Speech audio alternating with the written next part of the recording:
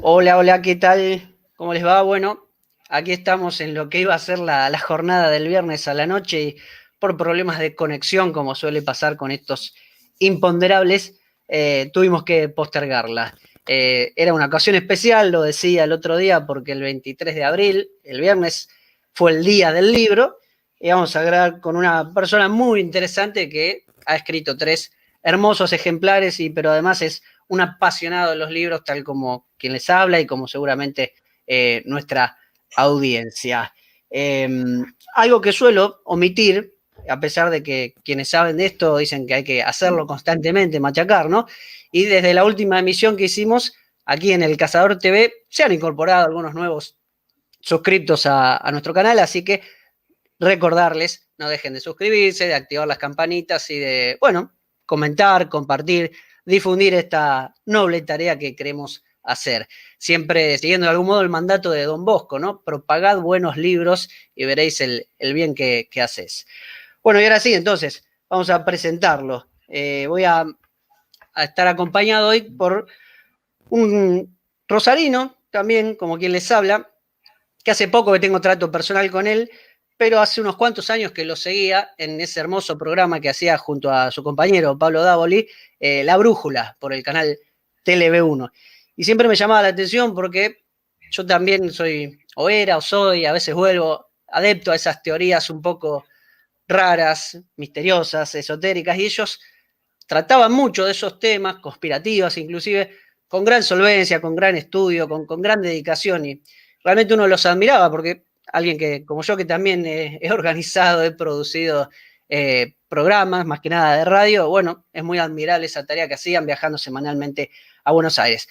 Como le gusta decir a él, sin más prolegómenos, voy a hacer una breve reseña. Voy a hablar con Lucas Carena, nacido el 26 de octubre del 79, título de licenciado en Comunicación Social por la UNR y también magíster en Diseño y Estrategias de Comunicación por la misma casa. Desde 2009 enseña Psicología Social en la Facultad de Psicología de la Universidad Católica de La Plata, Unidad Académica de Rosario. Es especialista en Psicología de Masas y Medios Masivos de Comunicación. Se dedicó al estudio del comportamiento colectivo y la forma en que dichos medios instalan ideas tanto en la conciencia humana como a nivel subliminal. Y en particular vamos a estar charlando de los tres libros que tiene editados: La conspiración de Medea, Aborto, Eugenesia y Nuevo Orden Mundial; Jesús, Cristo, Príncipe Hiperbóreo, una visión teándrica de Occidente y la cristiandad; y por último, La leyenda del Perón excomulgado y otros cuentos de Goril Hadas. Así que bien, vamos entonces a darle la bienvenida, a compartir la pantalla con Lucas. Hola Lucas, muy buenas noches. Por fin, después de 2 días en los que tuvimos que postergar, es un gusto recibirte aquí en El Cazador TV. El gusto es mío, Carlos. Sí, a veces la conectividad te juega malas pasadas, malos tragos y bueno, a veces hay que resignarse, cerrar todo y bueno, postergarlo para otro día. Así que bueno, te agradezco la entrevista, te agradezco este momento y poder compartir contigo, bueno, algunas de las cosas que, que mencionaste. Una pequeña actualización, porque no es una corrección. Yo Dale. fui profesor desde el año 2009 y sigo todavía vinculado porque hay algún margen residual de rindientes en la unidad académica de la Universidad Católica de La Plata, pero a partir de lo que es el CEPRES, que es el ente que regula la jurisdicción de las distintas universidades, la Universidad Católica de La Plata vuelve a tener solamente injerencia dentro de lo que es provincia de Buenos Aires, lo cual se retira, ¿no? de acá de Rosario, la Facultad de Psicología de la Universidad Católica de Santa Fe, de donde, bueno, estoy dentro del staff docente a cargo de la cátedra de Sociología y de Psicología Social. O sea, incrementé materias. Así que en realidad ese es un dato del currículum que voy a tener que actualizar porque soy docente de Sociología y Psicología Social por la Universidad Católica de Santa Fe, que bueno, está dentro de Bien. la jurisdicción provincial. Pero bueno, es un pequeño Nunca, dato que hay que nunca actualizar. viene mal una aclaración sobre Sí, ese sí. tipo de datos. Bien, vamos a comenzar a charlar un poco entonces, Lucas. La idea es que sea algo más bien dinámico, ágil, ameno. Como sabrás, mi emprendimiento, no sé si mi principal actividad, lo que más ingresos me da, pero sí es la que más me apasiona, es esta librería, por ahora virtual, veremos si algún día inauguramos el local, invitamos a toda la gente. Y bueno, charlar un poco sobre esa cuestión, ¿no? Vos y tu relación con los libros, aprovechando que el viernes era el día del libro. ¿Cómo sos como lector? ¿Cuáles son tus temas y tus autores favoritos? Un poco contanos ese aspecto de tu vida. Bueno, yo tuve la formación que tiene toda persona que se forma en ámbitos académicos, donde sabemos que hay una línea, ¿no? Una serie sobre todo de autores que forman parte del plantel convencional de cualquier bibliografía de cátedra en los temas que abordo, desde la lingüística y la semiótica hasta la teoría de la comunicación, un largo etcétera en materia de ciencia política, he leído mucho sobre ciencia política.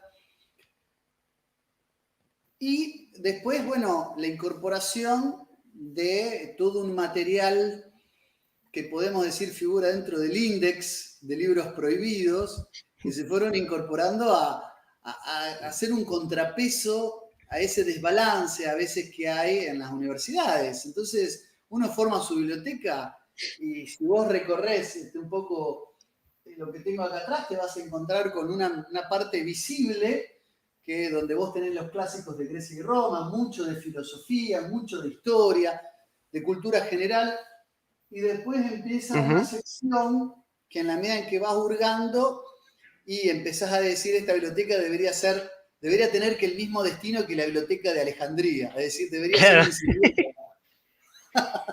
hay una Pero parte media peligrosa, llamémosle.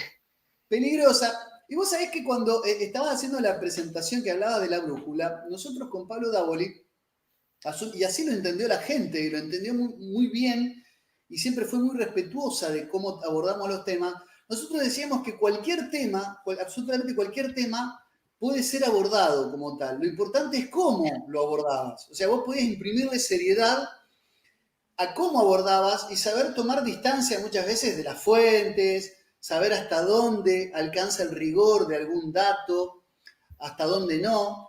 Y nosotros hemos tratado temas, hemos incluso desmenuzado las crónicas de la Tierra, de Sekera Sitchin, ¿no? O Sí, sea, todo lo que me acuerdo. hablamos de todas esas teorías, viste, de un mundo, del planeta Nibiru, y bueno, y toda esa cuestión, que uno puede decir, sí, conspiranoico, o conspiranoia, o teorías de la conspiración, en realidad lo que hay es que uno puede separar cuando se refiere a algo como una pieza literaria, muy interesante. Hay piezas que, qué sé yo, hace poco estaba leyendo el libro sobre Eurasia que me acercaste de Alexander Ah, Dugin sí, sí. y toma como referencia las crónicas de Hora Linda. Sí, me acuerdo. Las crónicas de Hora Linda, que es un libro antecesor y sobre el que se ensambla, y muchos dicen incluso que el misterio de Belicena Vilca, del rosarino Nimrod de Rosario, valga la redundancia, Luis Felipe Moyano Cires, es un mero plagio. Muchos dicen que el libro sobre, digamos, el misterio de Belicena Vilca se basa en las crónicas de Hora Linda, que son citadas por Alexander Dugin, que era un tipo, que es un tipo, perdón, no quiero matarlo, es un ¿No? tipo que, además de tener toda esa cuestión geopolítica que conocemos, la teoría, ¿no?, de la cuarta teoría política, etcétera, su trabajo geopolítico como analista de las relaciones internacionales, también ha abordado la Sanenerve, las obras de Hermann Burns, o sea, todo un bagaje esotérico sumamente los toma y los brinda y los articula con mucha seriedad. Entonces digo, a veces hay que saber cómo transmitir cierta información y alertar al encumbrado lector a la hora de mostrarle cierta literatura y saber, bueno, mira, esto tenés que tener cuidado, tomarlo con pinzas. Esto Claro. es una pieza de literatura que tiene atisbos de verdad, pero siempre cuando uno hace un trabajo serio, esas distancias sabe aclarar, esos matices, ¿no? Esos matices esos tiempos, uno los tiene que saber manejar, no tirar todo como si tuviera una misma jerarquía. Hay que saber lo que es mitológico, lo que es historiográfico. No es lo mismo leer Hesíodo que Heródoto. En uno tenés mitología, en otro tenés historia. Ahora, el ensamblaje se convierte en un sistema de engranajes perfectos para la cultura general. Y hay que saber ensamblarlo. Entonces, bueno, mi lectura es de lo más variada. Para responderte y hacerla corta, es de lo más variada. Tengo libros de fuste y libros, podemos decir, alternativos. Eso Claro. básicamente. ¿Y sos disciplinado para la lectura o sos medio caótico y lees varios al mismo tiempo, como a muchos nos ocurre, me incluyo? Yo generalmente manejo en simultáneo 2 lecturas. ¿Por qué? Porque me descansa. A veces una misma unidad temática, a veces libros que son de larga extensión, me agota. Entonces, lo que hago es generalmente tener 2 lecturas. Y tengo una diurna y otra que es la que me acompaña antes de dormirme. Ese libro somnífero con el que vos te dormís, pero que Sí. algo lees. Y generalmente mis lecturas diurnas son de algunos de los libros que tengo acá. Estoy leyendo sobre todo mucho mitología griega ahora. Y el libro, a ver, que yo hago de noctámbulo o cuando tengo, qué sé yo, dificultades para conciliar el sueño, están en la Kindle, que están en mi mesita de luz. Y ahí tengo toda literatura que muchas veces no se consigue en versión física, salvo, a ver, honrosas excepciones, salvo, qué sé yo, lo que fue en su momento Huemul, o lo que puede publicar hoy, o Librería Europa, o lo que puede publicar El Cazador del Libro, o sea, reeditar textos que hoy están proscriptos, bueno, ahí los tengo versión web PDF o en Kindle, y ahí a la noche me cultivo un poco con eso. Me tiro O un sea, poco. no le tenés Me repulsión al castigo libro con eso. digital, como a muchos les pasa. No, Algunos dicen, no no, tengo no, eso de mucho. leer por la compu, yo no. No, aparte en la Kindle tengo como 360 piezas muy importantes. Y Claro. aparte yo voy haciendo, yo le pongo el cablecito y sincronizo en la computadora, y entonces me voy bajando y me voy descargando los que ya leo, los saco de la Kindle para que no Claro. me ocupen lugar, y me pongo nuevos libros. Entonces estoy permanentemente renovando eso. Y tengo muchos libros en una tablet así, digamos. Eso es Sí, sí, maravilloso sí. para mí. Yo reconozco que a mí me cuesta un poco, pero es verdad que se consigue muchísimo material muy, muy valioso. Y bueno, gracias a Dios hay muchos todavía amantes del libro físico, si no me quedaría sin clientela, ¿no? Bueno, y como escritor, ¿hace cuánto que escribís? ¿Qué te llevó a ello? ¿Qué experiencias o sensaciones venís teniendo en tu camino de escritor? No tengo una larga trayectoria como escritor para nada. En el año 2015-2016 publicamos un libro en coautoría con Pablo Dávoli, La Guerra Invisible, Acción Psicológica y Revolución Cultural. Y yo Que antes vamos a de... ver cuándo hacemos una reedición de La Guerra Invisible, ¿eh? Sería muy importante, sería muy importante. Estamos conversando con Pablo en eso. Queremos volver con la brújula, queremos reeditar el libro, estamos en conversaciones estrechas, pero bueno, con todas estas cuestiones de la pandemia todo se complica por alguna cosa o por otra.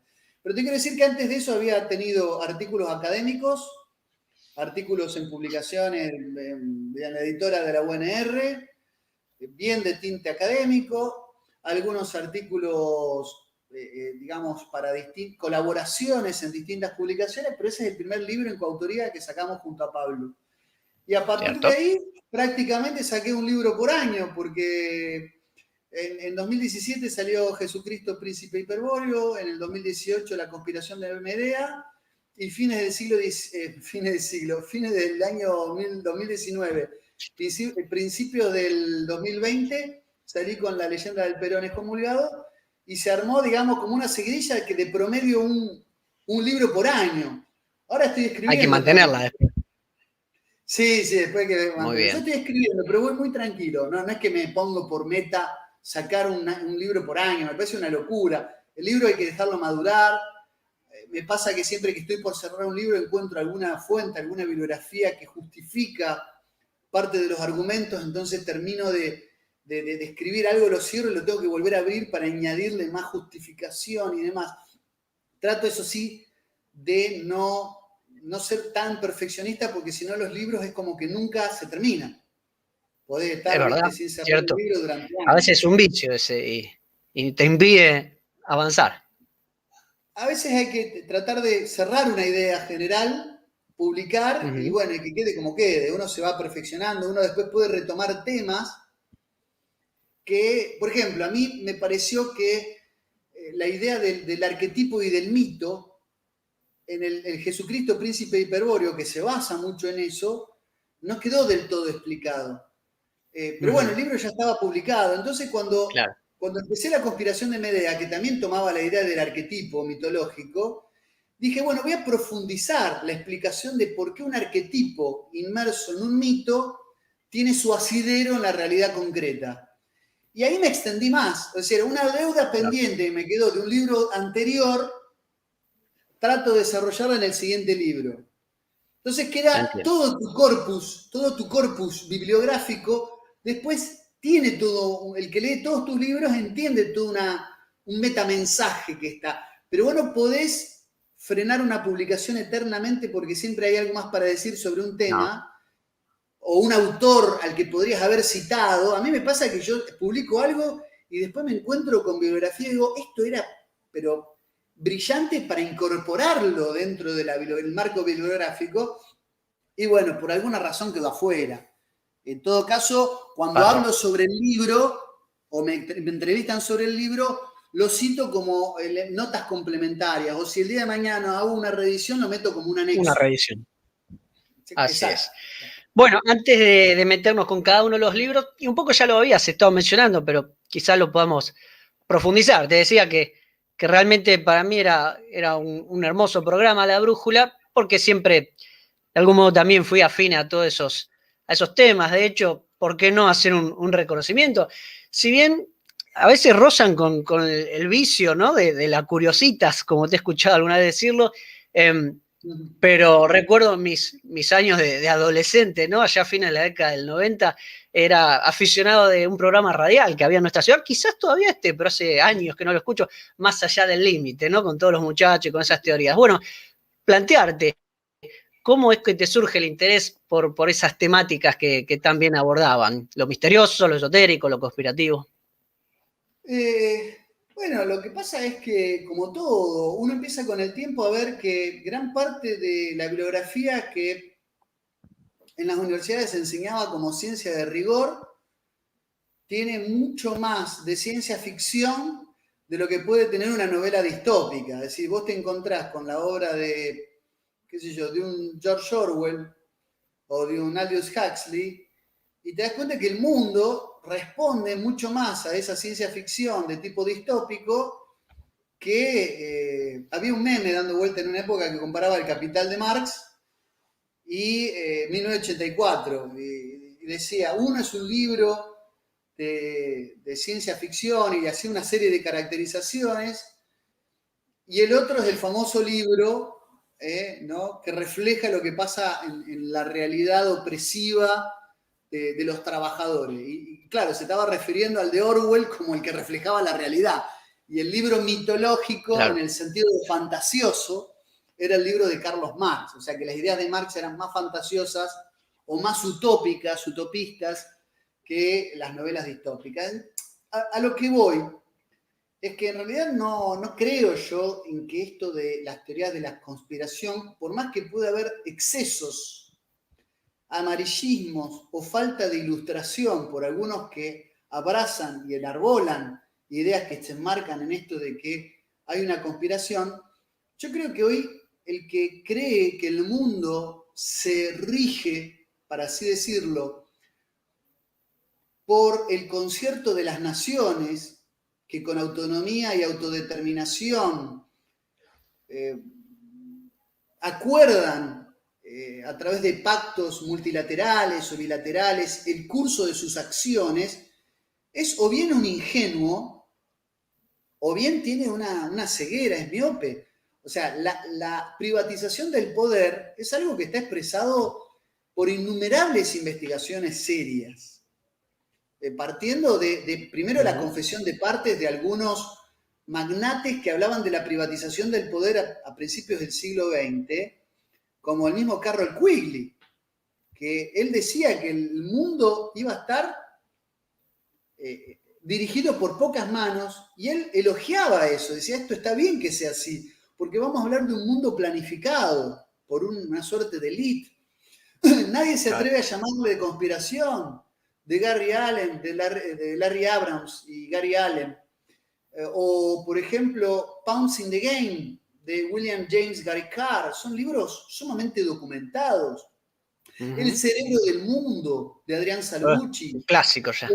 Los libros sobre las sociedades secretas que ha estudiado Paul Koch son documentadísimos. He vendido.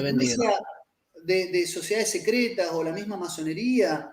José María Caro Rodríguez ha hecho investigaciones muy serias, o la infiltración que ha tenido la iglesia de estas sociedades secretas, como Pierre Virion, como el mismo Plon Cardassac, como Maurice Pinet. Los estudios sobre estos temas que ha hecho el mismo padre Julio Membiel. Uno lee la obra de Membiel y tendría que concluir que es un conspiracionista. Trabajos también de fuste en esa materia, como los de Richardino y Schmidt, por el editorial Strujar, los famosos protocolos de la corona británica, ¿no? De Horacio Richardelli. O sea que se trataría de un correr el velo de cierta ingenuidad, este interés. Aunque, como siempre, tratando de tener un justo equilibrio virtuoso y no terminar quizá como el Quijote, ¿no? Por supuesto que las redes sociales, claro, por supuesto que las redes sociales nos ven luchando contra molinos de viento. Y en las redes sociales hay mucha gente que mira 2 o 3 videos de YouTube, pone una foto de perfil con una pirámide inacabada y el ojo que todo lo ve, que aparece en el billete de dólar, y ya con eso arma, ¿viste? O teorías cuasi paranoides de todo lo que acontece, y claro, jerarquiza el tratamiento de ciertas temáticas.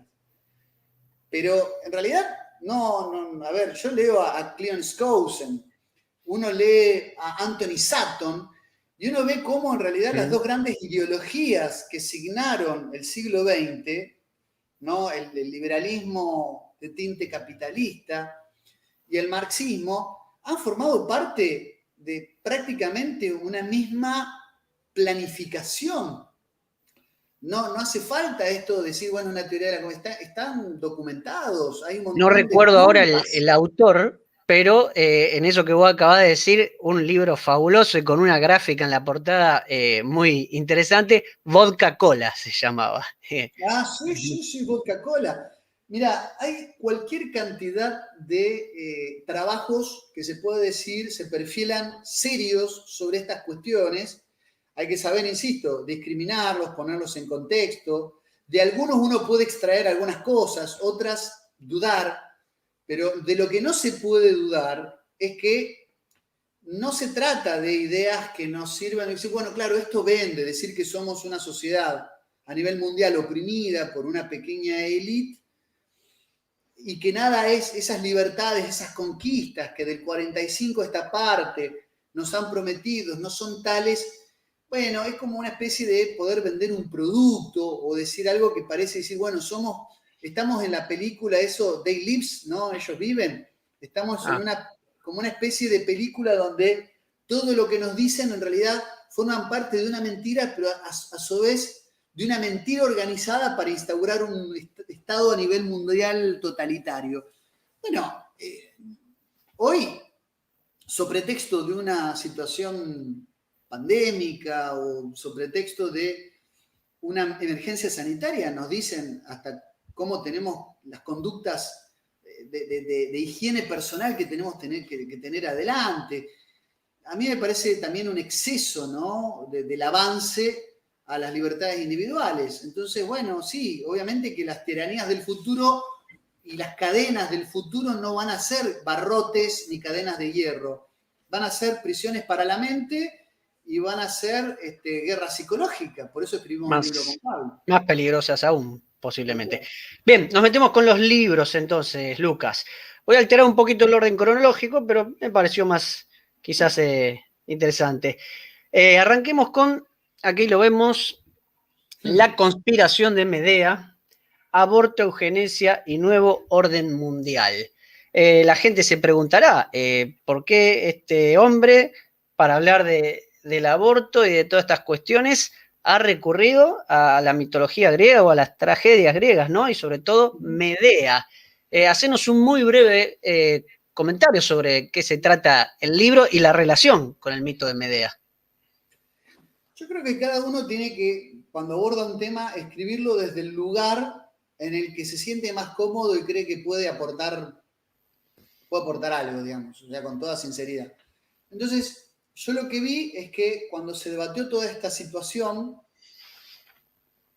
había muchos libros que se estaban, bueno, presentando, se estaban dando a conocer muchos trabajos muy importantes.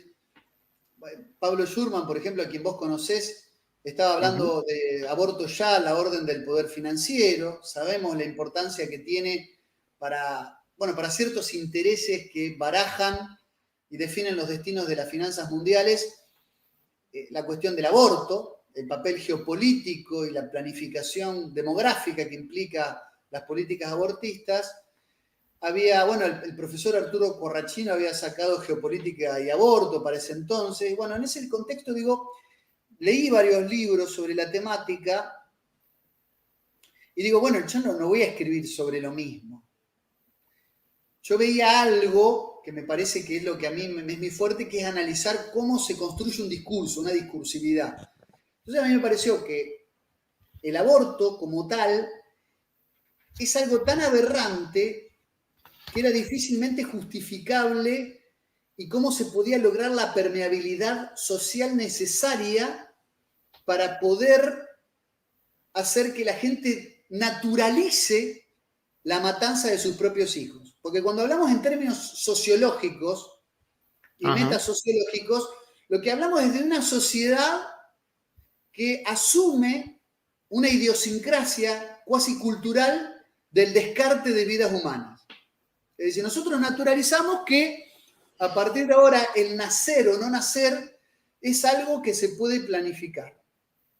Es algo que tiene que ver con la biopolítica. La biopolítica es aplicar las categorías de la gestión pública y de la administración pública a la propia vida. Es decir, podemos decidir si la gente nace, si no nace, quién viene al mundo, quién no, si es conveniente. La vida es algo no solamente debatible, sino susceptible de ser decidido en tanto categoría política y, amén de eso, planificado. Entonces digo, ¿cómo puede justificarse y cómo la gente puede permanecer, o gran parte de la sociedad hoy, puede permanecer indiferente cuando la ciencia, la embriología, la genética, la biogenética, demuestran que desde el momento en que se forma el cigoto, es decir, en que el embrión está fecundado, digamos, se une un óvulo y un espermatozoide, hay vida y hay una multiplicación celular que tiene un montón de elementos autonómicos, es decir, es autónoma esa vida. Incluso la placenta donde se desarrolla el bebé es producto de lo que allí se genera, no lo genera, esos tejidos vivos no los genera la madre. La madre alimenta a través de un cordón umbilical, a través de la sangre alimenta y oxigena. Y es una vida que depende de la madre, pero está científicamente demostrado, demostradísimo, que eso es una vida humana autónoma, con su propio latido, con su propio mapa genético y un largo etcétera de cuestiones que la ciencia puede demostrar. Entonces digo, ¿cómo puedo hacer? ¿Cómo han logrado que la muerte, el asesinato de un niño y además la muerte filicida del niño, porque es la voluntad de la madre que mata a su propio hijo, sea algo natural en la sociedad, que pase así, incluso que se pueda legislar a favor de eso? Y bueno, obviamente que Eurípides nos muestra a Medea, que es un personaje que viene del mito de Jasón y los argonautas, una antigua epopeya, ¿no? Antiquísima epopeya, que se convierte en tragedia, donde Medea, traicionada por Jasón, lo que hace es decidir que para vengarse de Jasón, en vez de tramar y conspirar, por eso es conspiración de Medea, en vez de conspirar contra Jasón directamente, conspira contra todos los que están a su alrededor. Y para infligirle un daño, mata a los propios hijos que son producto de la unión con él. Es decir, para hacer sentir mal a Jasón, mata a Feres y Mermero, que eran los hijos que habían concebido en su unión matrimonial. Entonces, Jasón, que logra rescatar al vellocino de oro y consagrarse rey de Yolcos, vencer a su tío Pelias, ¿no?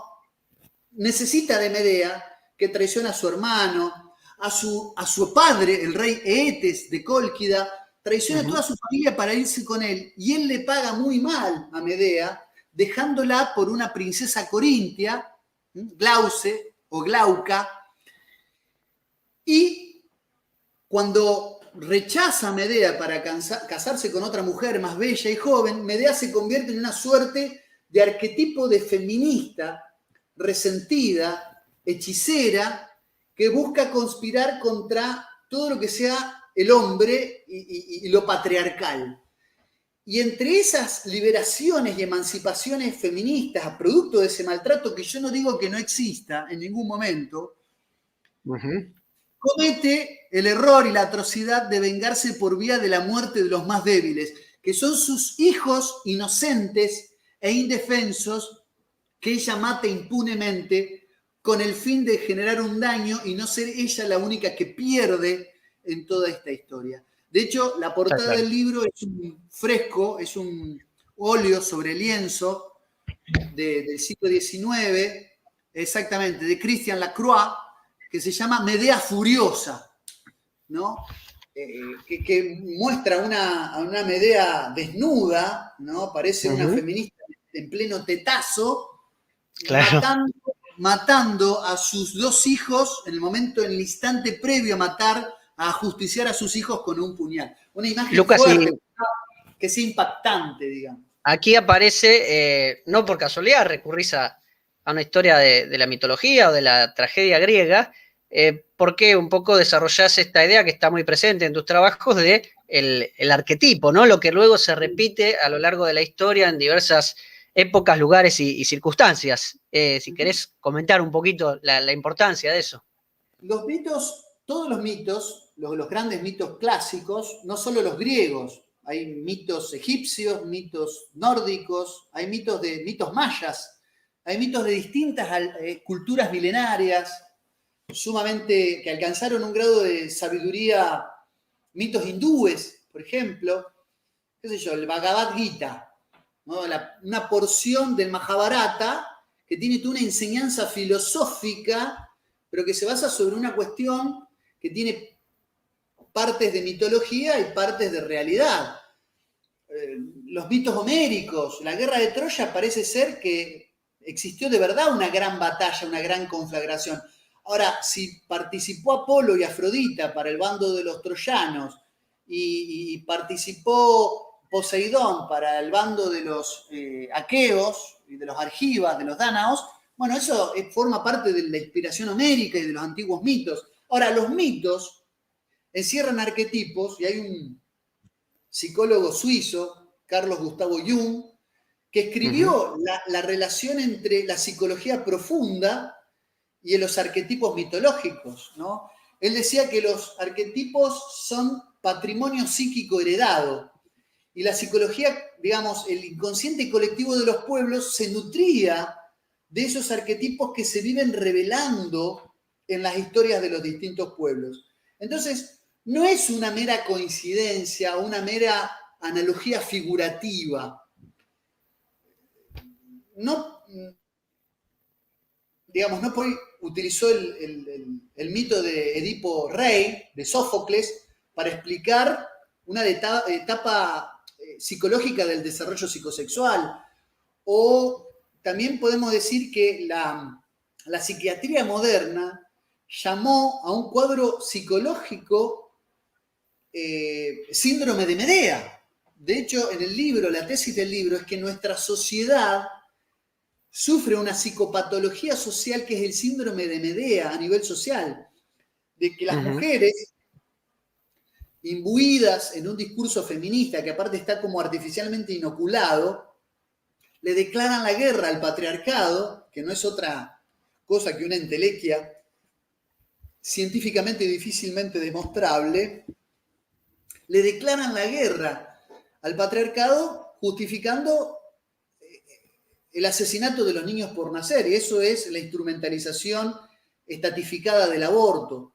Entonces los mitos, permanentemente recurrimos a los mitos. En nuestro lenguaje ordinario, si yo te digo caballo de Troya, claro, no hace falta que vos hayas leído en profundidad la obra homérica para saber de qué se trata de una estrategia de infiltración. O yo te digo arde Troya, es como decirte se pudrió todo, y vos lo entendés perfectamente porque es un arquetipo.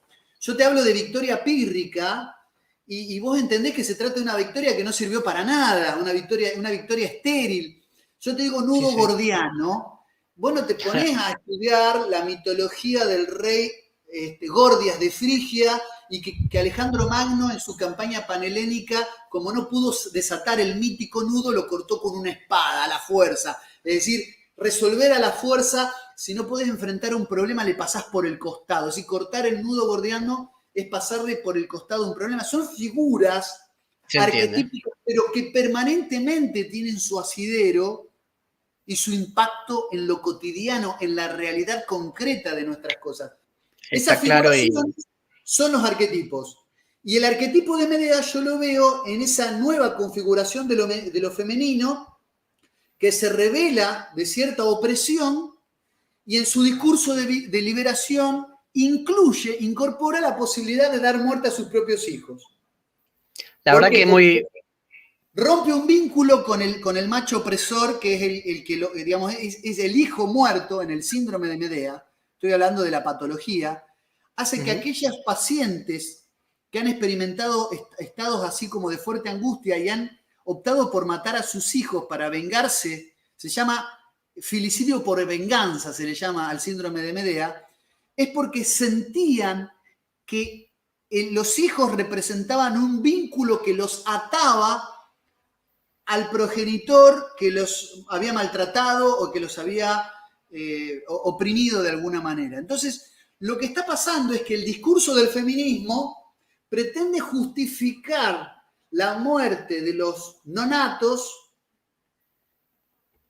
alegando un estado de vulnerabilidad de la mujer frente a un patriarcado que asigna roles y establece jerarquías donde la mujer está en una situación de desprotección y en esos roles distribuidos por un patriarcado opresor y machista, una cultura machista, se incluye el rol de la maternidad, como si la maternidad fuera un rol añadido por la cultura, como si la maternidad fuera un lugar que, digamos, el parto con dolor es una suerte de castigo, de peso, de mochila que debe cargar la mujer, entre tantas otras cosas que el patriarcado opresor le asignó. Así como los machistas mandaron a la mujer a lavar los platos y hacerse, digamos, cargo de la casa, también de parir y criar los hijos vendría a ser un mandato cultural patriarcal con el que hay que romper. Y eso justifica la posibilidad de una nueva forma de maternidad que viene a engendrar la vida, a facilitarla, pero también a interrumpirla. Mal llamada interrupción, a terminar la vida de los hijos. Y esto para mí es terrible. Está clarísimo. Ahí vamos a ver cómo manejamos, ¿no?, los tiempos, porque no es la idea de estar toda la noche, pero me quiero tomar el atrevimiento de trasladarte una crítica que recibí, no es mía, sino que la recibí comentando el libro, que me decían, pero el aborto no siempre, o en pocas ocasiones quizás se hace como venganza, sino quizás como desesperación, como sentirse mal, desesperanzada o no sabiendo para dónde disparar. Yo creo que entender cuál es tu visión, pero me gustaría que la expliques vos. Una cosa quizás es lo individual y otra cosa es lo político. No, lo que pasa es que Medea, digamos, justifica la muerte de sus propios hijos, poniendo en parangón o en balance los sufrimientos que ella padeció, es decir, porque ella fue víctima, ¿no?, de la traición, ¿no?, y de haber sido como una suerte de mujer maldecida por su entorno. Ella justifica ese mal que hace, no solamente en tanto venganza para generarle un daño a Jasón, que también lo hace, sino que las teorías victimales y las políticas victimales hacen de la mujer que ha sido producto o víctima de esta sociedad, o sea, el mal del aborto se justifica con un mal mayor que vendría a ser el mal de la mujer abusada, de la mujer oprimida, de la mujer maltratada. No toda mujer busca una venganza con el patriarcado, busca en el patriarcado una justificación para poder decir, bueno, el mal que nosotros hacemos, bueno, se compensa con el mal que recibimos. O sea, yo hago un daño terrible a mi hijo matándolo, pero queda compensado por el mal que yo recibí. Entonces, en ese arrebato de desesperación, nunca puede entrar la descarga de una violencia contra el que es inocente, que es el niño por nacer. Ese es el arquetipo de Medea. No se trata solamente de que el que aborta lo hace para vengarse de alguien, sino que en esa relación general de poner al patriarcado opresor y a la mujer víctima, la mujer se cree con derecho de poner como situación compensatoria la posibilidad también de matar a otro, porque si yo mato a otro, está dentro es como una violencia buena. Claro. O sea, la violencia del oprimido es una violencia buena, o sea, es la violencia de Espartaco liberándose en el año 71 a.C., de los esclavistas. Entonces, hay como una violencia mala y una violencia buena. Lo que yo digo es que en el arquetipo de Medea, la violencia contra el nonato, el infanticidio que se realiza, queda como en una situación de contexto, ahora justificado por una cuestión de parangón, de comparativa, a modo compensatorio. Bueno, la mujer mata, pero bueno, está justificada porque es mujer y el yo te creo hermana, digamos, lo que vos digas es verdad. Seguramente habrá habido alguna razón para que vos hayas decidido, bueno, no, a ver, es una vida humana que vale tanto como la de la madre y no puede entrar, ¿no?, el aborto como una salida a ninguna situación. Bueno, queda hecha la explicación, se la voy a trasladar a quien me hizo la crítica, ¿no? Parece como que es una mera decir, bueno, a ver, yo aborto porque me estoy vengando de alguien. No, en su conjunto, el feminismo hay que entenderlo como el arquetipo de la psicología social. El feminismo, la ola verde, digamos, la marea verde, toma el aborto como una bandera de conquista, que forma parte de los elementos de liberación de la mujer. Es una conquista que forma parte, un peldaño más en el camino hacia la emancipación de la mujer de un patriarcado opresor. Y a mí me parece eso que responde el arquetipo de Medea. La última sobre este librito, ¿no? Y si podés breve, pero no quiero dejar de preguntártela, y sabiendo que es media explosiva, ¿no? Pero hay un capítulo que le dedicás en este libro que alguno se preguntará, ¿por qué? Las Naciones Unidas y el aborto, de la teosofía al nuevo orden mundial. Y si me permitís también un párrafo, algunas páginas avanzando ese capítulo, que realmente es... algunos conocen estas teorías y no les sorprende para nada, y otros dicen, ¡hala, miércoles! Para decirlo sin rodeos ni embagues, las Naciones Unidas no solo constituyen una superestructura mundialista al servicio de una élite dirigente, sino que se erigen bajo una máscara inclusiva y tolerante que pretende garantizar derechos universales, en un aparato que impulsa un proceso que consta de dos fases. La primera, destructiva, esto es una fase secularizante y desclericalizante, borrando todo vestigio de religiosidad tradicional. Y una segunda fase sustitutiva con una pseudo-religiosidad nueva era, que encubre un siniestro culto neoluciferino. Además de que, bueno, alguno dice, uy, ¿a este de qué me está hablando? Pero también preguntarte por el vínculo con esta temática del aborto, el feminismo y demás. Bueno, las Naciones Unidas tienen una parte exotérica, visible, que no hace más que demostrar lo que allí se dice. El Fondo de las Naciones Unidas para la Población, en todas sus políticas, promueve, la planificación demográfica como una problemática. Vos tomás UNICEF, ¿no?, que se dedica a la infancia, y en UNICEF el niño por nacer no forma parte de ninguno de los tópicos de los programas de UNICEF como meta a defender y a proteger. Lo que sí forma parte, por ejemplo, de las metas a proteger y a defender son las niñas de 13, 14 que quedan embarazadas y no desean tener el embarazo. Eso sí forma parte de los programas de UNICEF.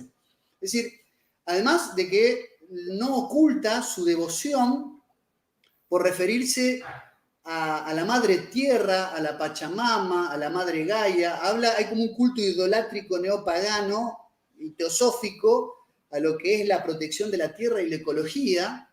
Entonces las Naciones Unidas, además de que creen el concierto de todas las naciones y de todas las religiones como si fuera todo lo mismo, en esa búsqueda de los consensos también la religión se convierte en que son todas igualmente válidas.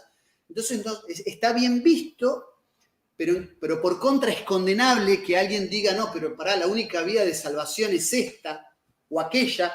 No, todas las religiones son igual de válidas, digamos, y tiene que haber por encima de ellas una suerte de metareligiosidad mundial. Eso es muy peligroso. Ya lo denunciaba Juan Claudio Sanaguja, ¿no? Pero sino que los programas sobre los que se basa, sobre todo los fondos de las Naciones Unidas para lo que es la educación, la UNESCO, están dirigidos no solamente por una imprenta, sino por una organización, Nueva Voluntad Mundial, y una organización que a su vez está por encima de este programa, la Nueva Voluntad Mundial, que se llama Lucis Trust, que se traduce como confianza en Lucifer, así, literalmente.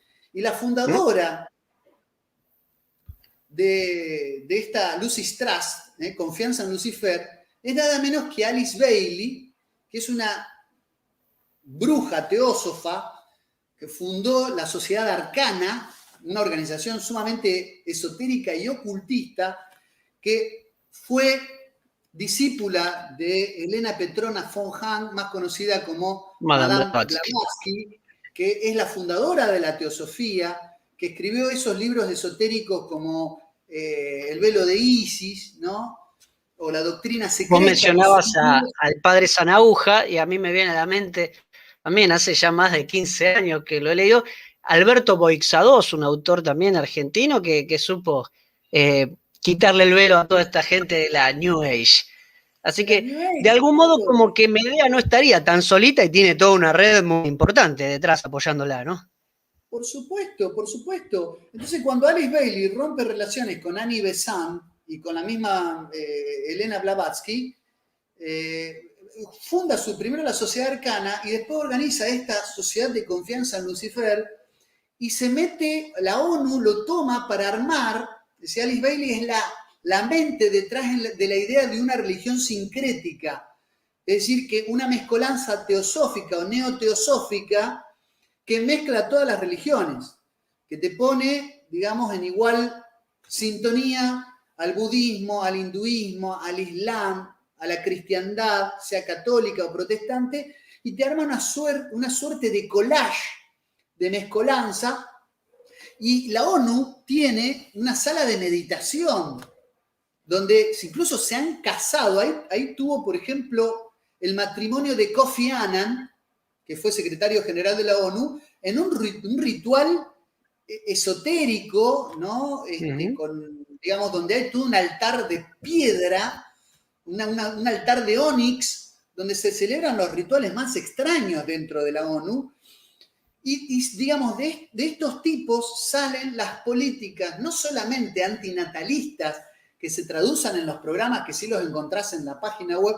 A ver, el libro, si vos te fijás, están todas las citas y está absolutamente documentado. Incluso hay revistas en inglés hay revistas en inglés, como por ejemplo la revista Share International, que era una revista internacionalista, que aparte que había un tal Benjamin Creme que la dirigía, que esperaba la llegada de un nuevo Cristo que le llamaba el Maitreya. Fíjate que la Maitreya es la forma en que va a venir el próximo Buda histórico, fíjate qué mezcla, pero que va a haber como un nuevo Cristo que se va a poner por encima de todas las manifestaciones anteriores, incluida la del Buda Shakyamuni, que era el mismo príncipe Siddhartha Gautama, es decir, desde el principio del budismo a una nueva forma crística que va a ser el Maitreya. Bueno, este Benjamin Creme y la Share International están absolutamente vinculados con la UNESCO, con las políticas educativas que emanan y bajan de la ONU. Y bueno, ¿hoy qué tenés en las escuelas? Y tenés todos estos engendros adoctrinantes para nuestros chicos que tienen que ver con, bueno, la ideología de género, que es la educación sexual integral. Eso baja de ahí. Entonces, Y hay que hacer repetimos, ese no recorrido necesariamente desde lo es esotérico. conspiranoico. Es información que si uno la mira, está. Nada más hay que... Yo no le pido a los padres que, digamos, que crean en lo que yo escribo. Lo que le digo a los padres es que eviten que sus hijos reciban educación integral, sexual integral como es enseñada, porque obviamente que no van a recibir educación, van a recibir adoctrinamiento. Y aparte un adoctrinamiento que, bueno, experimenta con sus hijos, nada más, es lo único que digo. Eso es lo Bien, que se tiene que Lucas, explicar la gente. damos vuelta a la página para meternos con otro de los libritos. Vamos a ver un tema tan complejo como hacerlo para en pocos minutos dar algunas ideas.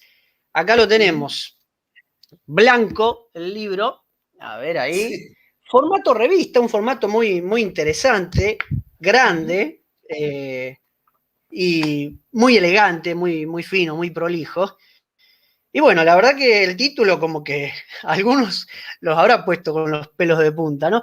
Yo hace rato que tenía ganas de hacer esta charla, esta entrevista con vos, pero quería esperar a poder leer tus libros y poder, no sé si opinar, pero por lo menos preguntarte sabiendo bien de qué se trataban. Y en este caso, Jesús Cristo, Príncipe Hiperbóreo, una visión teándrica de Occidente y la cristiandad. Apelo a tu capacidad de síntesis, Lucas. ¿Cuál es el eje Sí. central, la hipótesis del libro? Uno lee la palabra, muchos leen la palabra hiperbóreo y se escandalizan. Sí, sí, sí. Los güelfos se persignan, ¿viste? Se pegan 2 o 3 latigazos en la espalda, ¿viste? No, en serio, se ponen el Bueno, silicio y se van a a mí rezar. me dio cosita porque me llevaba mucho a una obra que mencionaste al principio, Belicena Vilca Sí. y todo esto, y la verdad que yo no son mis mayores lecturas ni las más confiables, Ya lo sé. pero quise El, leerlo y la verdad que es muy, muy interesante. La obra no es para el- nada el- improvisada, pero bueno, te cedo el a vos mito, que nos el expliques mito la de tesis.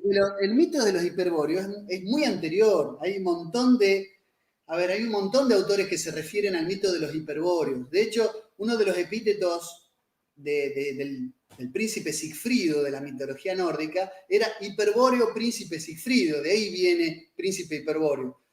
Con la idea que, a ver, Bóreas era para la tradición griega, antes de los dioses olímpicos, antes de los titanes, están los dioses primordiales. Y estaban los dioses de los vientos. Entonces, vos tenías el dios del viento del norte, que era Bóreas. Tenías el dios del viento del sur, que era Noto. Tenías el dios del viento del oriente, del occidente, que era Céfiro, y el dios, bien digo, del viento del este, que era Euro. Entonces vos tenías Bóreas, Noto, Céfiro y Euro. Hiperbóreo significa más allá del viento del norte. Es decir, que tiene que ver con...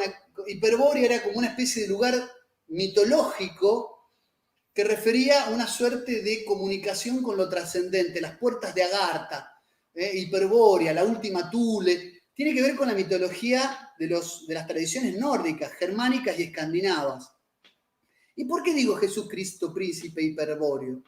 Porque hay una cantidad, un bagaje de historiadores, Heinrich Graetz, que no son estudiados ni conocidos, Ferenc Sainty, Robertson Smith, ¿sí? Tipos que han estudiado con mucha, digamos, enjundia cómo era la composición étnica de Galilea en épocas en que nació Cristo, y se encontraron todos con que difícilmente en las tierras de Galilea, que era la parte más septentrional de la Baja Palestina, haya habido judíos de sangre judía. Es simplemente eso. Había pequeñas comunidades que estaban en comunión, es decir, espiritual y religiosa con Israel, pero eran, por ejemplo, la secta de los esenios, de la que no solamente hablan los rollos del Mar Muerto y los manuscritos del Qumran, descubiertos en 1947, 1948, sino de los que también habla una beata que es Ana Catalina de Emmerich, en sus famosas visiones, que habla de la infancia de la Virgen, habla de la secta de los esenios, y que de ahí provenían Ana y Joaquín, que son los padres de la Virgen María. Ana y Joaquín venían de una ciudad llamada Séforis, que estaba ubicada sobre las ruinas del Imperio Seleucida, que es un imperio griego habitado por algunos griegos y pastores escitas, que eran de origen indoario. Ahí aparece la otra palabra del escándalo. Además de Hiperbórea, dijo indoario. ¡No! ¿Qué dijo? Dijo la palabra aria. Bueno, mi libro es totalmente documentado. Todas las lenguas indoeuropeas, así llamadas, no solo por la historiografía, sino también y sobre todo por la investigación científica filológica del siglo XIX. Ahí tenés a Friedrich Schlegel, a Franz Bopp, tenés a Alexander von Humboldt, al mismísimo Jacob Grimm, estudiosos de la filología que llegaron a la conclusión de que las principales lenguas de Europa, el norte, centro de Europa, provienen, la mayoría son derivaciones del sánscrito y el avéstico antiguo, que vienen de la región de lo que es el Valle del Indo y de la India del Punjab. Por eso se llaman lenguas indoeuropeas, y probablemente si son lenguas de un origen común, probablemente también son de alguna suerte de comunidad común conocida como indoaria o indoariana. No hay que escandalizarse por estas cuestiones étnicas. Mi libro no hace ninguna referencia a ninguna, digamos, no desintoniza con ninguna verdad propia del credo niceno, por ejemplo. O sea, que Cristo nació de una virgen. Lo que sí creo es que los evangelios permanentemente te dicen que Jesucristo fue discriminado porque no consideraban de que había un linaje de consanguinidad con la estirpe de David. La estirpe de David llegaba a José, pero todos sabemos, y esto sí es un dogma de fe, él nace de una virgen, era padre adoptivo, padre putativo de Jesucristo. Entonces, la tesis que ya está explicada por Joaquín Bochaca o por el famoso Houston Stewart Chamberlain, sobrino de Richard Wagner, es que Jesucristo no reunía las credenciales étnicas que los judíos, fariseos y saduceos que habitaban en la zona de Judea y Idumea consideraban necesarias para considerarlo Mesías. Entonces no lo crucificaron solo por blasfemo, sino porque no lo consideraban un judío de estirpe y consanguinidad judaica como se había establecido en esa época. Una sanguinidad también, y con esto te cierro la idea, también un poco arbitraria, porque esa sanguinidad se respetaba la endogamia, es decir, que el judío era el que nacía de vientre judío, desde hacía 5 siglos antes de Jesucristo, cuando los judíos que se habían mezclado con otros pueblos esclavos salen del yugo de Babilonia. Cuando ellos se liberan del yugo babilónico, se instala la halajá, la ley judía, y los fariseos se ponen a la cabeza de la custodia de esta ley, la halajá. Entonces, esa idea del Dios distante, del Dios iracundo, del Dios vengativo, lo que hacía era fortalecer a la casta sacerdotal, a los maestros de la ley. Y Jesucristo, además de venir a romper con todo eso, también relativizaba esa cuestión de que el Mesías tenía que ser un saduceo, como Caifás. Claro. Y entonces defendía que la parábola del buen samaritano, te habla de la higuera que no da fruto. Es decir, los pasajes bíblicos están plagados de referencia a que los judíos ponían en duda que el Mesías pueda ser de Galilea. Bien. Te puedo citar Estando clara la tesis, voy un poquito a las razones. Y tomo una pregunta inicial de uno de los capítulos de tu libro. ¿Reviste algún tipo de importancia el origen étnico de los hombres? Y aquí preguntarte, ¿por qué meterse con un tema tan complejo y polémico como es el origen étnico de los hombres y mucho más aún de Jesucristo? ¿Cuál habría sido entonces tu razón, lo que te llevó a escribir sobre esto? Porque el libro te da una clave interpretativa. ¿Qué quiere decir? El libro te da una clave interpretativa y yo te puedo asegurar a los lectores que yo no escribí sobre Jesucristo porque es un tema que convoca, porque es un tema que vende, porque es un tema... Escribí porque tenía una necesidad espiritual de hacerlo. El libro es una clave interpretativa. Después de leer mi libro, vos volvés a leer los textos neotestamentarios y te das cuenta de que es la historia de una discriminación.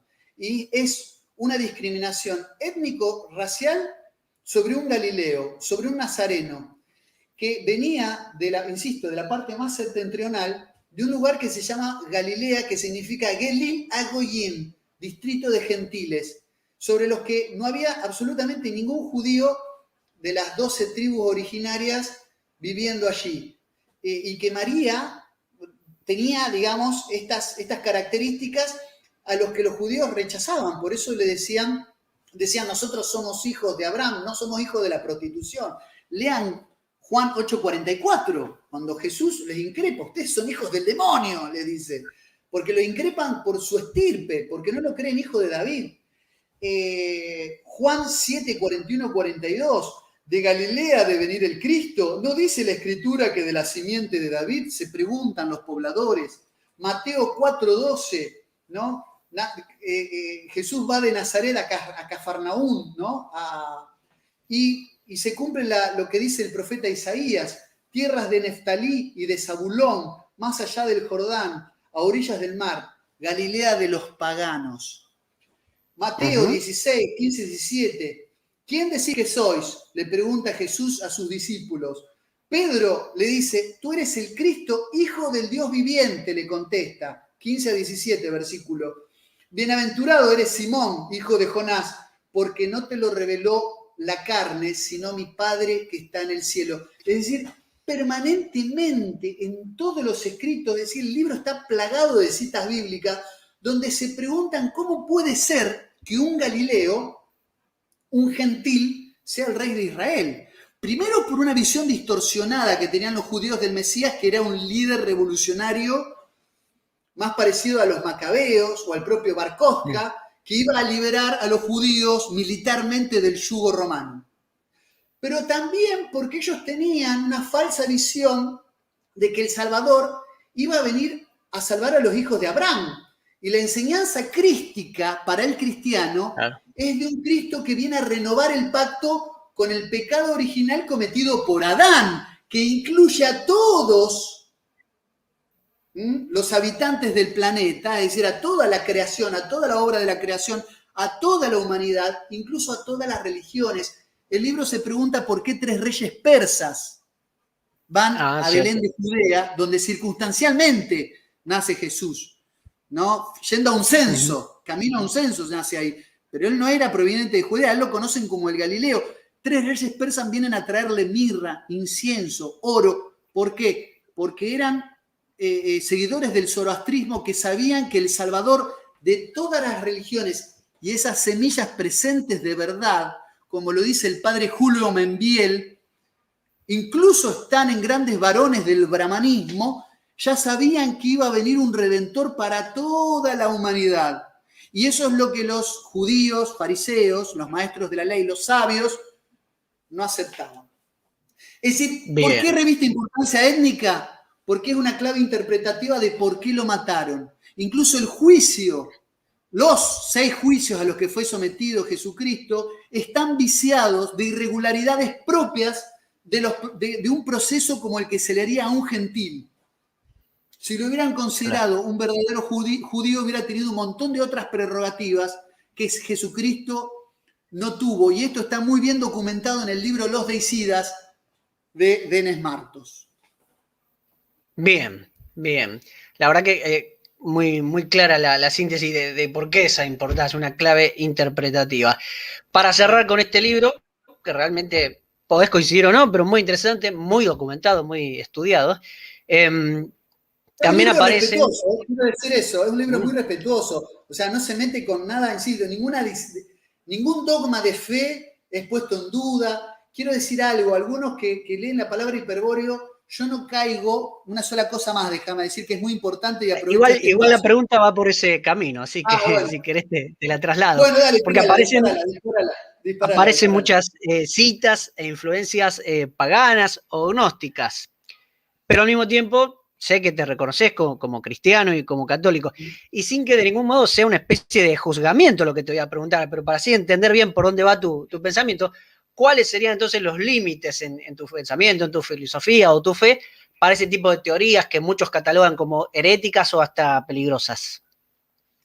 Bueno, están equivocados, porque yo, por ejemplo, no abrazo en ningún momento, y lo aclaro, hago críticas a la gnosis, a cierto gnosticismo, no abrazo el marcionismo. Vos sabés que Marción era un teólogo del siglo II que asumió una postura sumamente radical, donde decía que la enseñanza crística era contraria no solo a los textos veterotestamentarios, es decir, Marción creía que la enseñanza crística no solo era contraria a las enseñanzas judaicas del Antiguo Testamento, sino al Dios, contraria al Dios que presentaban los judíos como el Dios Yahvé, el Dios o Jehová, el Dios del Antiguo Testamento. Y él solo admitía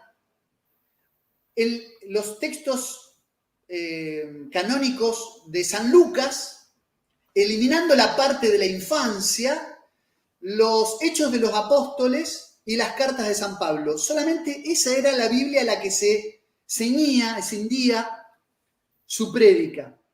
Tenía una posición donde rechazaba el Pentateuco, digamos, los 5 libros del Antiguo Testamento en su totalidad e incompletitud, y se quedaba con parte de los evangelios hoy considerados canónicos. Solo lo de San Lucas, una parte. Y Marción consideraba que el Dios el agnostos theos, el Dios presentado por Jesucristo, no era el mismo Dios del Antiguo Testamento. Yo no caigo en el marcionismo, que es una herejía, considero que hay una diferencia de concepción, que las castas sacerdotales figuraban porque les daba poder. Cuando vos tenés un Dios, Carlos, vengativo, iracundo, al que hay que rendirle tributo, que si no cumplís la ley te va a castigar, y no solamente te va a castigar a vos, sino que va a castigar a toda tu descendencia, vos generás distancia entre Dios y los hombres, insectificás al hombre. Y en el medio, la casta sacerdotal se jerarquiza con poder porque se transforma en intermediarios entre lo divino y lo humano. Para alcanzar a Dios tenés que pasar por ellos. Entonces, los fariseos y demás adquirían poder por figurar a un Dios que no era el Dios que nos presenta Jesucristo, que es un Dios misericordioso, un Dios cercano, y además Jesucristo, al ser un Dios que se revela como hombre, que se hace hombre, también de alguna manera, ese Dios que nos presenta Jesucristo nos acerca a lo divino, porque si Dios se hace hombre, nosotros como hombres, a través de Cristo, alcanzamos la vida eterna. Tenemos una eternidad que es un atributo. Es decir, esto es una diferencia de concepto, no de que hay 2 dioses, un Dios de la creación, un demiurgo, creador de la materia, y un Dios incognoscible que está fuera de este plano. La idea del incognoscible. Ese marcionismo, que es protonóstico, que aparece en Marción y es protonóstico, yo no lo comparto. Yo lo que digo es que el cristianismo, el judeocristianismo, sigue esa línea del Dios distante, y el cristianismo güelfo, digamos, y el cristianismo gibelino, el cristianismo guerrero, sigue la idea de las características enaltecedoras del guerrero que a través de la lucha alcanza la divinidad. La lucha, el deber cristiano de la lucha, el martirio, ¿no? El poder, digamos, de aquel que se inmortaliza en el acto heroico. Esto está compartido por otras tradiciones religiosas, pero el camino de salvación es el de la única religión verdadera. Entonces, claro, es un libro que en ese aspecto, mal entendido, mal interpretado, me ha valido el rechazo, la repelencia tanto de sectores gnósticos como de sectores católicos que están acostumbrados a una prédica errática digamos que Carlos Di Sandro llama la herejía judeo-cristiana. Eso también es una herejía, y la herejía papolátrica.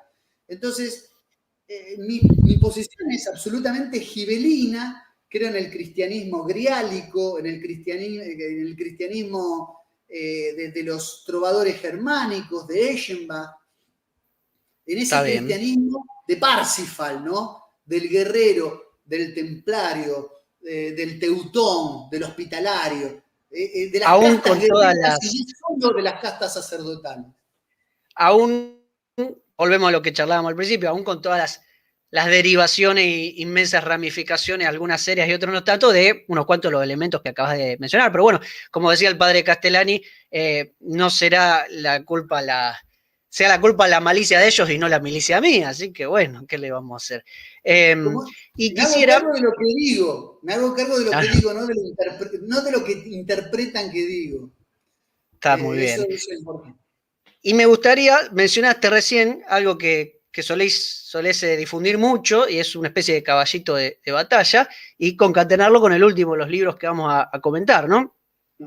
Aquí lo tenemos, La leyenda del Perón excomulgado y otros cuentos de Goril Hadas.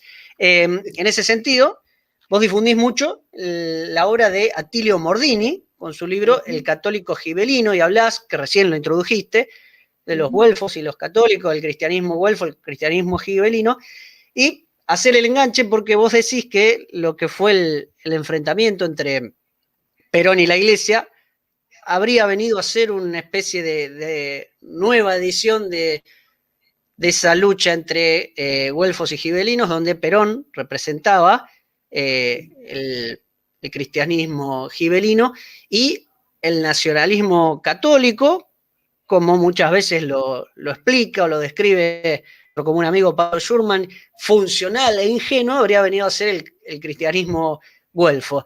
¿Querés entonces explicar un poco esas ideas de Attilio Mordini y concatenarla con tu teoría en este librito, que tengo entendido surgió a partir de publicar algunos artículos que hiciste en unos debates con nacionalistas católicos?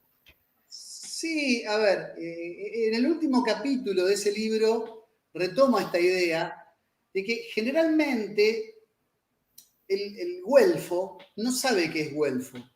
Cree que forma parte de la ortodoxia y cree que es la voz cantante que defiende el último baluarte de la tradición católica. Y en realidad lo que hace es mera papolatría. Y lo que pasó un poco, a mi criterio, en épocas de Perón, es que muchos católicos, en una situación de grieta a nivel político que hubo entre sectores de la iglesia y el peronismo, de hecho, Monseñor Tato y Noboa encaran un Corpus Christi en la Plaza de Mayo, una semana antes del bombardeo, fueron a bendecir la plaza que después aviones que la bombardearon, que se fueron a ocultar, a esconder después de bombardear la plaza. ¿Dónde fueron? A Montevideo, redil unitario, masón y liberal, de la misma Marina que después dio el golpe en septiembre. Pero permitime, Lucas, sí. Un paréntesis.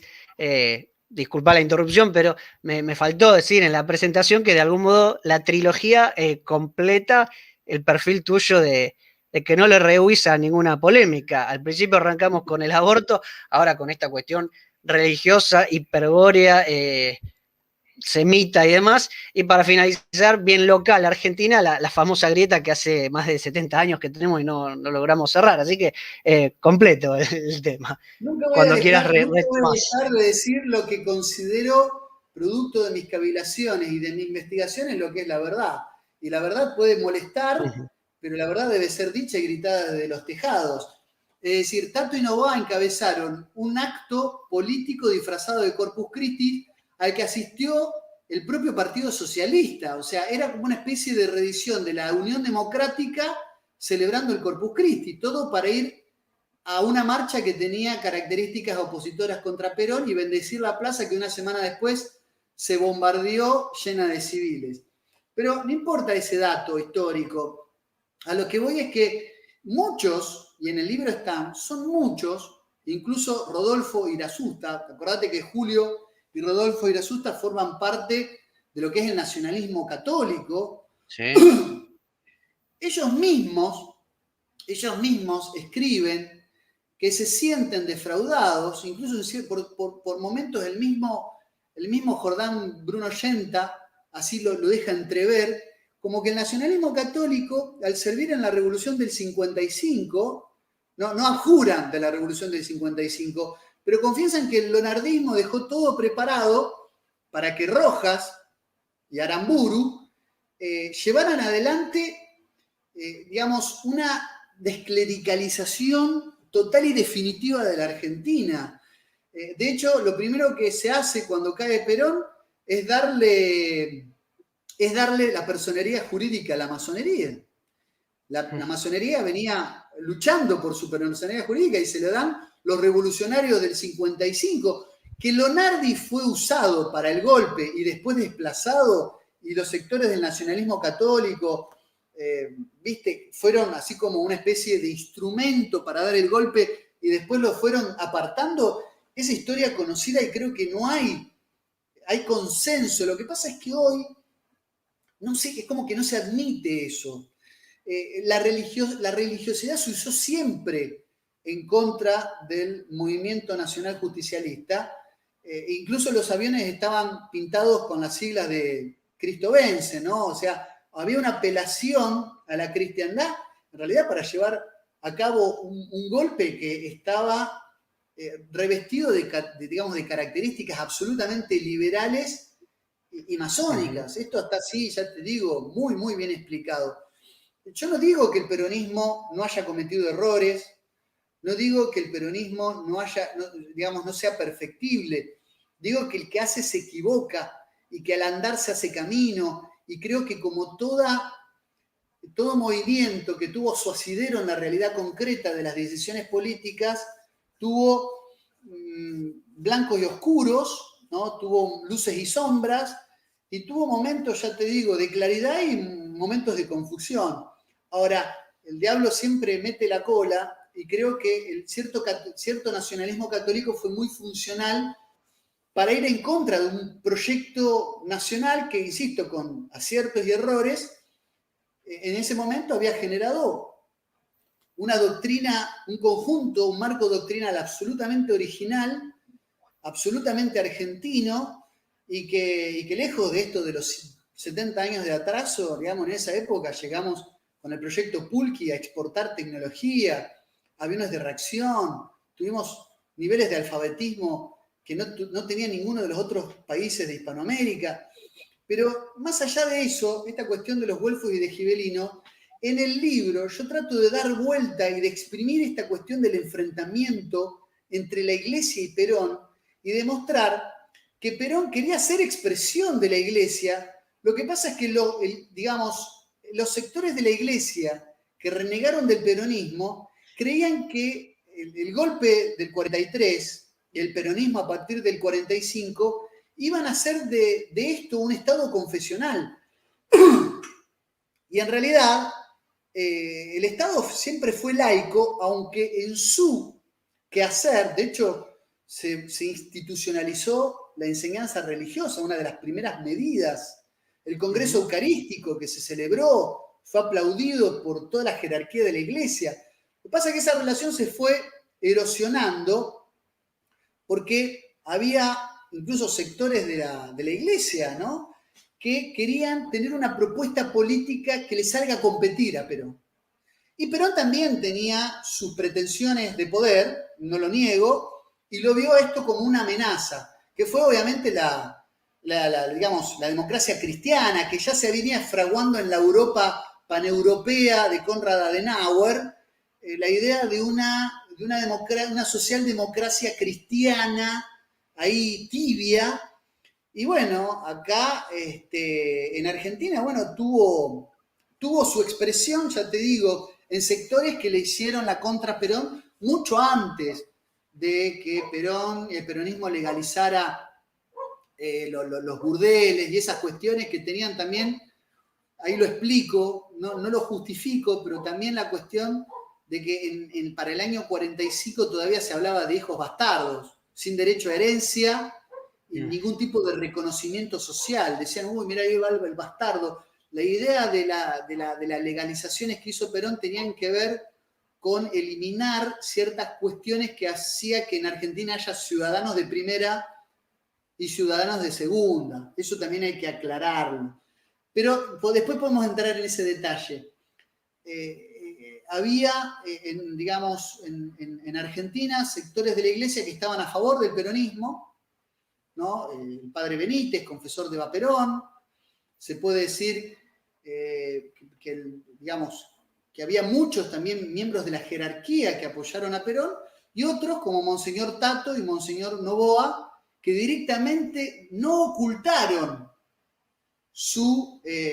incluso en contra de las recomendaciones del cardenal Copelo, militaron directamente y políticamente en contra de Perón, y eso generó una fractura y una disputa. Eso no hace a los nacionalistas católicos antiperonistas, no los hace ni mejores personas ni mejores católicos. Los hace inmersos en una política que los usó para correr a Perón, y después los corrieron a ellos. Después fueron a bombardear, son los mismos que fueron a bombardear a cañonazos la sede de la Alianza Libertadora Nacionalista. Es lo único que voy a decir, digamos. Hay Monseñor Spellman, desde Estados Unidos, Monseñor Spellman llevó adelante una política contraria para eliminar según por él, los restos de fascismo que había en el mundo después de la Segunda Guerra Mundial. Y a Perón lo consideraban como un remedio de elementos fascistoides, que entiendo que gente de la izquierda podría celebrar, pero que Spellman haya militado desde la iglesia en contra de Perón y que esto haya sido apoyado por los nacionalistas católicos que defendían a Mussolini es inexplicable, es absolutamente inexplicable. Bien. Es decir, que lo diga alguien de izquierda está bárbaro. Sí, Perón era un facho que acá albergaba a nazis, a Eichmann. Bueno, eso lo entiendo, pero los nacionalistas católicos que veían en Franco, en José Antonio Primo de Rivera y en el mismo Benito Mussolini, esos con aciertos y errores, pero veían esos baluartes de preservación de la tradición, apoyaron a Monseñor Spellman, que era un modernista que trabajó activamente contra Perón, digamos. Bien, dejamos entonces las inquietudes de los interrogantes, y el que quiera profundizar, ¿por qué no?, en este hermoso librito, La leyenda del Perón excomulgado y otros cuentos de goriladas. Muy original con el título, no sé si te estuviste asesorando con gente de algún periódico de Buenos Aires, pero realmente muy, muy original. Bueno, Lucas, te cuento que yo estoy siendo medio infiel y medio herético, ¿no? Estoy haciendo una muy agradable entrevista con vos, pero a la misma hora, y no estoy siendo infiel con el general, sino con los que están ahí a su costado, está jugando mi equipo querido, así que es un buen momento quizás para ir dándole un cierre, preguntarte cómo la pasaste, qué te pareció la nota, y bueno, darle un moño. Fantástico, la pasé de maravilla. Estas son el tipo de notas que me gustan en vivo, domingo a la noche, muy relajado y disfrutando de una charla amena, aclarando todas las dudas sobre lo que yo escribo. Todo puede ser preguntado. y todo puede ser criticado. Lo que importa es que se difunda. A mí, yo no creo que tengo la verdad. Ahora, mi curiositas, como una especie de pecado de exceso dentro del arte de la estudiosidad, esto me lo enseñó un gran nacionalista católico, porque yo Sí, le tengo le mucho mandamos un saludito. respeto. A los nacionalistas católicos les tengo mucho respeto y los cito y los sigo y aprendo mucho. Yo también leo revista Cabildo, no es que yo tengo un índice de textos prohibidos. Ahora, por más que esto así sea, en el arte de la curiositas, yo creo haber sido también lo suficientemente prudente para no decir nada que no pueda justificar. Podrá quien no le cierre mi justificación y es válido, hay diferencias de opiniones, pero nada de lo que yo dije nunca fue por falta de pericia, por una impericia, por un arrebato de temeriosidad, digamos, un tipo temerario porque vocifera cualquier cosa sin premeditarla. Todo lo que digo lo puedo justificar. Si mis justificaciones son o no suficientes, lo juzgará siempre el encumbrado lector. Así que te agradezco estos minutos para poder profundizar algo de todo aquello que está en los libros y por tu tiempo en darle jerarquía y considerar que son importantes. Así que te lo agradezco a vos personalmente, Carlos. Muy bien, bárbaro, y esperemos que entonces que sirva para seguir difundiendo los libros, que se vendan y que sigan multiplicándose la obra bibliográfica. Muy bien, Lucas, te mando un gran abrazo y nos estamos viendo en cualquier momento con alguna de las cuestiones ahí que nos están cruzando. Un fuerte abrazo a vos y gracias por la entrevista. Saludos a la familia. Hasta pronto. Chao.